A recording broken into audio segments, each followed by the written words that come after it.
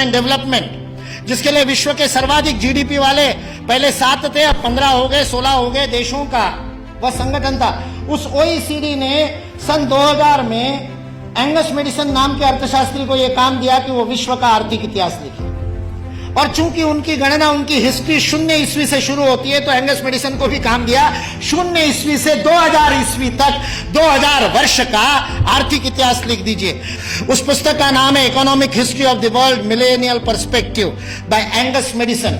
OECD.org इस website से आप डाउनलोड कर सकते हैं। 2000 वर्ष का आर्थिक इतिहास लिखा है एंगस मेडिसन ने। और वह एंगस मेडिसन कहता है कि पहले 1500 वर्ष 0 ईस्वी से लेकर के 1490 तक, 99 तक, सारे विश्व के जीडीपी में लगभग 2/3 66% योगदान देने वाला देश कोई था तो वो भारत देश था।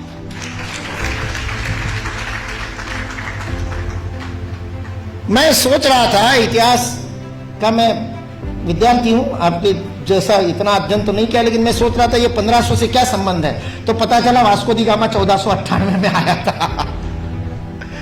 और मतलब उसने भारत को खोजा, ऐसा हम लोग भी लिखते हैं, तो उससे पहले कोई गुम हो गया होगा। जो गुम हुआ भारत था वो विश्व के 2/3 जीडीपी को प्रोड्यूस करने वाला, और केवल प्रोड्यूस करने वाला नहीं, विश्व को समृद्धि का अवदान देने वाला, वितरण करने वाला। विल ड्यूरांड अमेरिकन इतिहासकार है, 11 खंडों में उसने लिखी है हिस्ट्री ऑफ सिविलाइजेशन। वह विल ड्यूरांड लिखता है सारे विश्व को संपदा का वितरण करने वाला कोई देश होगा तो वह देश भारत देश है।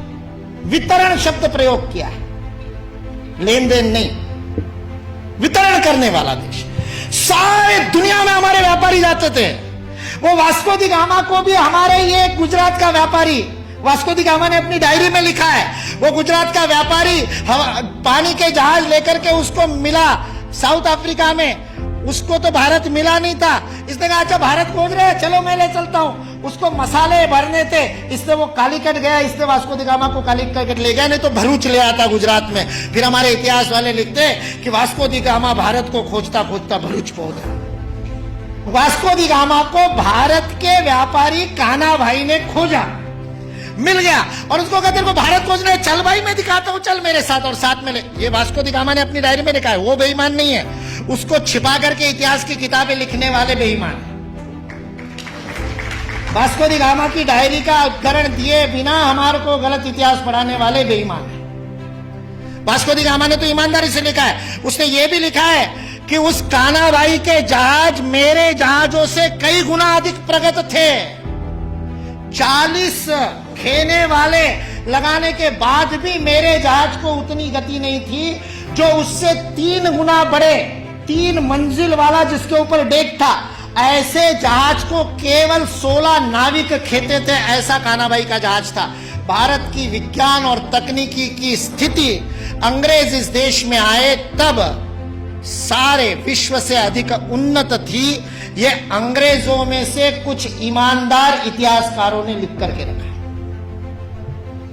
इसलिए जो इस गलतफहमी में है कि अंग्रेज इस देश में नहीं आते तो भारत में तो कोई विज्ञान ही नहीं होता, वो इस बात को समझ ले कि अंग्रेज इस देश में नहीं आते तो केवल भारत का ही नहीं, विश्व का विज्ञान आज है उससे अधिक प्रगत हो।